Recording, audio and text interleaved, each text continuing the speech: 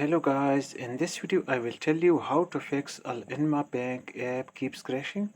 So it is easy and simple, so please watch the full video. Let's get started. First of all, long press on Alinma app and then tap on app info option.